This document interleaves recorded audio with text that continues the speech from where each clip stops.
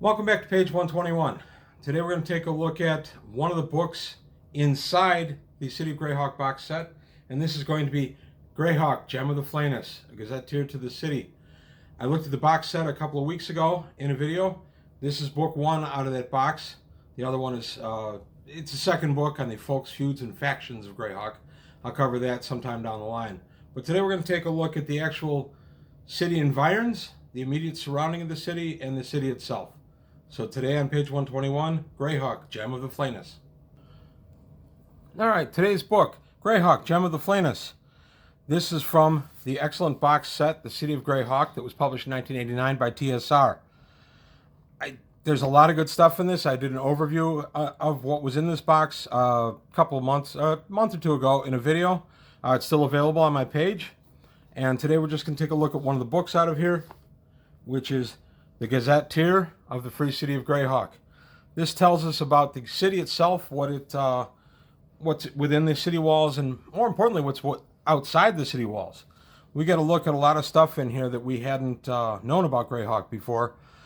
This was a few years after Gary Gygax split with TSR, and this box set was kind of a way to kind of keep everybody together on what Greyhawk is, and I thought it was very well done, very welcome. If you read the Gorge the Rogue books, I've been following my series on those, a lot of what's in the Gorge the Rogue stuff kind of sneaks into here. These are very good companion pieces to those novels.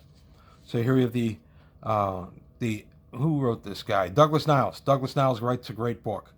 So here we have all the chapters, how it's broken down, the history of Greyhawk, Mayor Zagig being the mayor and turning it into the massive city that it is, the Castle Greyhawk, Zagig Citadel just outside the main city, and that goes into Greyhawk, the banking center, the fortress, the learning center, the religious center.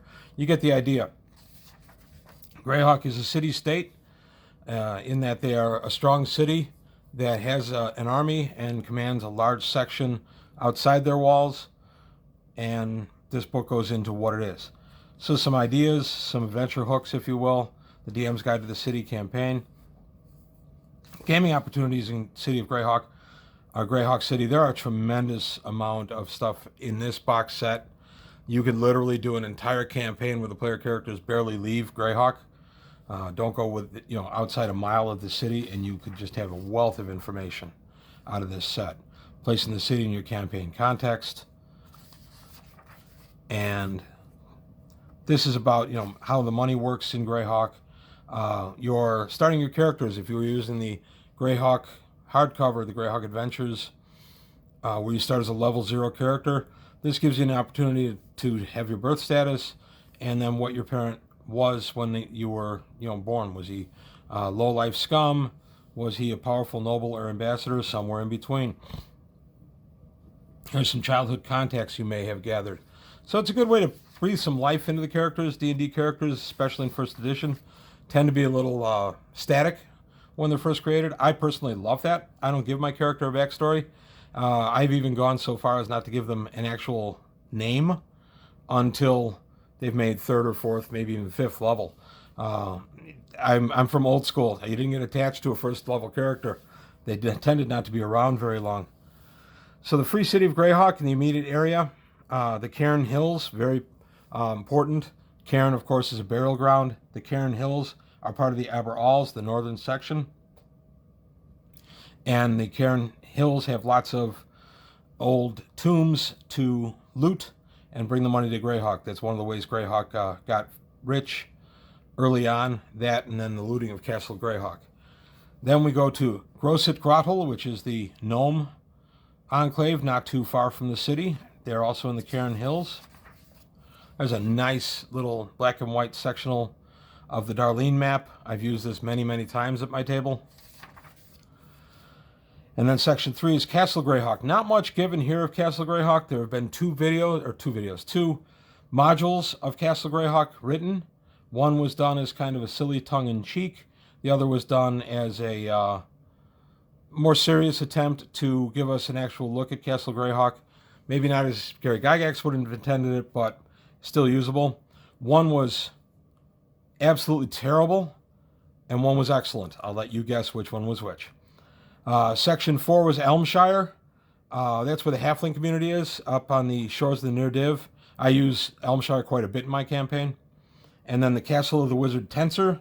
I've had my player characters go to Tensor's Castle once in a while. They have done a few missions for the redoubtable Tensor. Then the next section is the Gorge of the Cellentan. That's the river. And then the mining towns Blackstone, Steaming Lake, and Diamond Lake. These were actually called out in one of the adventure paths in 3rd edition D&D in Dungeon.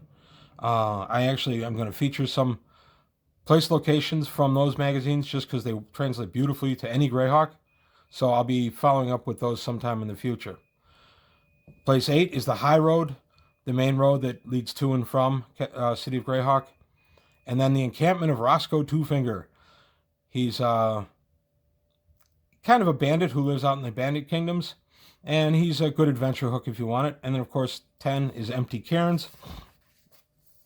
And then we got number 11, a sample undiscovered cairn. So this one would have treasure in it and is actually a pretty good dungeon crawl. So it's only about a page and a half long, but it's absolutely worth reading. And I have actually run this. It's not a bad little one-night dungeon crawl.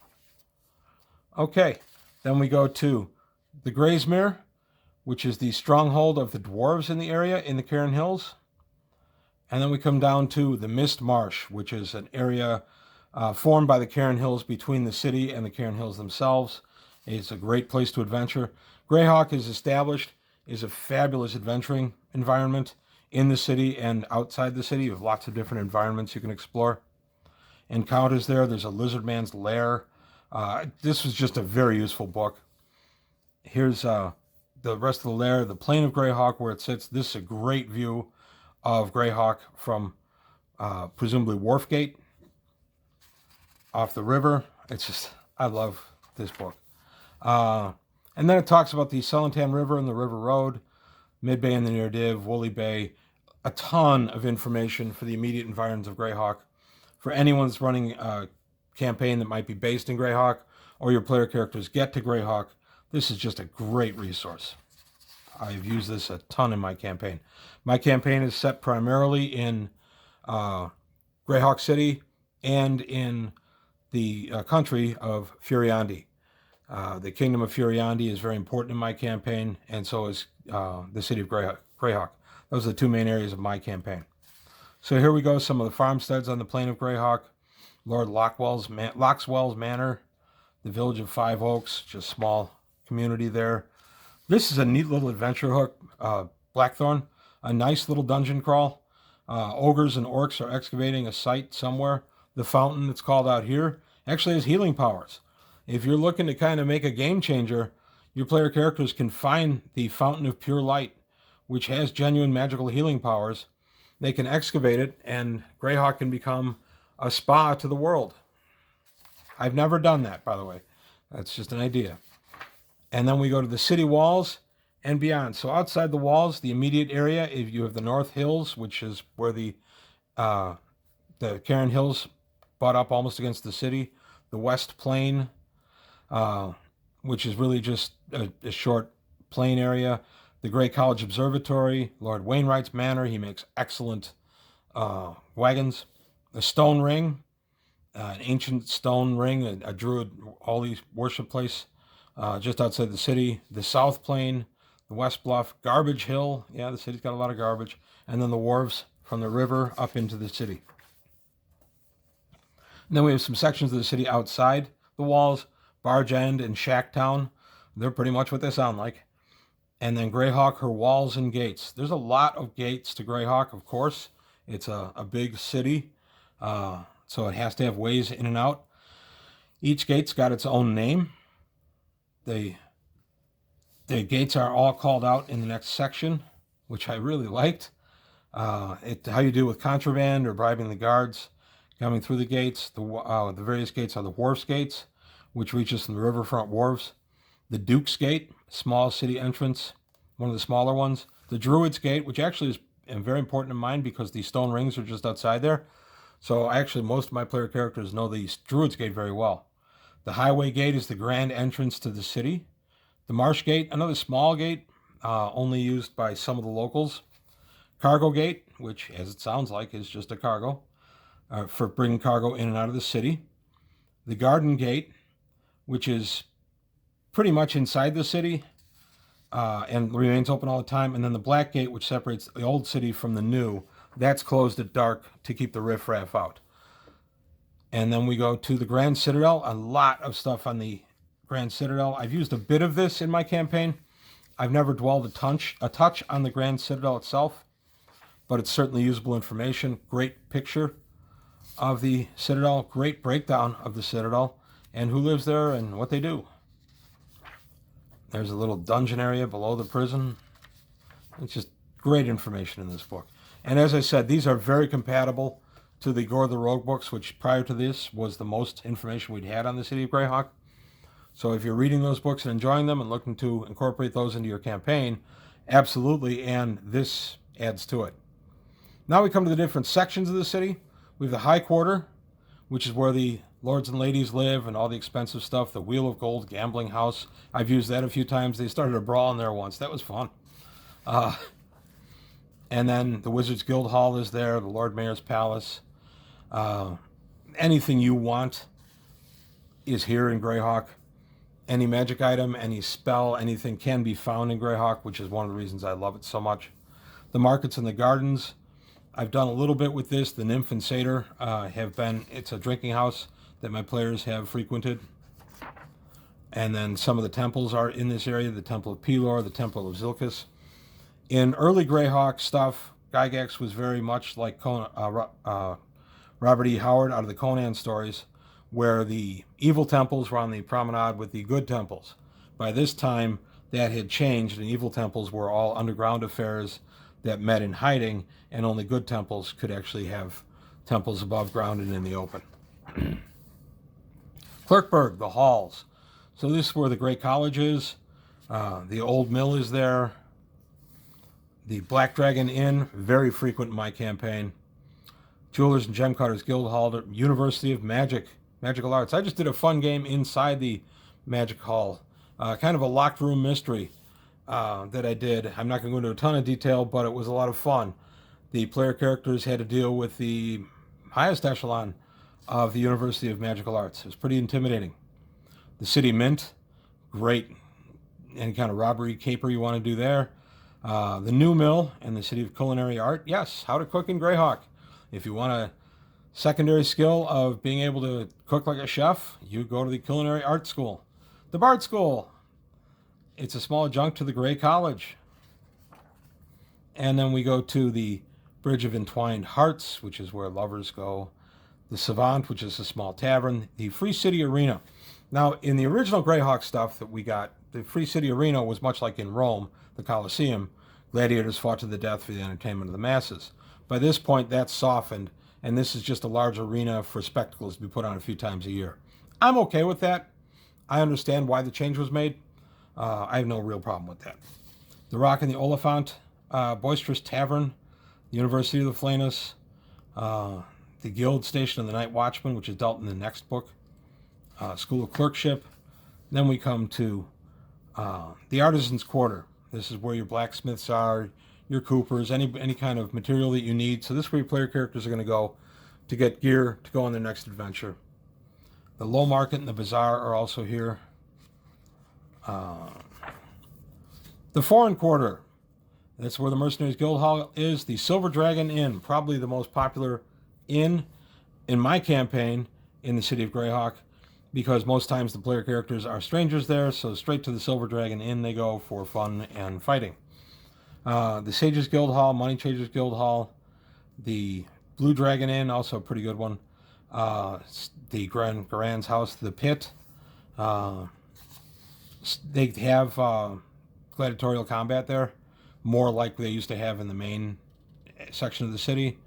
And then we go to the River Quarter, which is a very rough section of Greyhawk, but again, very good for player characters. The Wizard's Hat Inn is a lot of fun. The Green Dragon Inn is a common one for us. Temple of Foltis is here. And the Temple of Rao. And Temple of Tritherion. And then the House of the Mage, Ataluk, is in the River Quarter.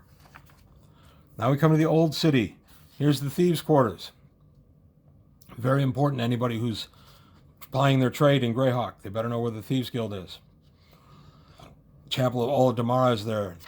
The Brass Dragon Inn. The Great Hall of the Thieves Guild is here. Done a bunch in my campaign with this. The Great Hall of the Thieves Guild, it's a better look in the next book. And then we come to the Slum Quarter. The important thing here, if you've read the Gorge the Rogue books, is this is where the Guild Hall of the Beggars Union is. You also have the Temple of Ralashaz. The Left Hand Inn, which is someplace that my player characters have gone. The Assassin's Guild Hall. Very important to know where they are if you're playing that trade in Greyhawk.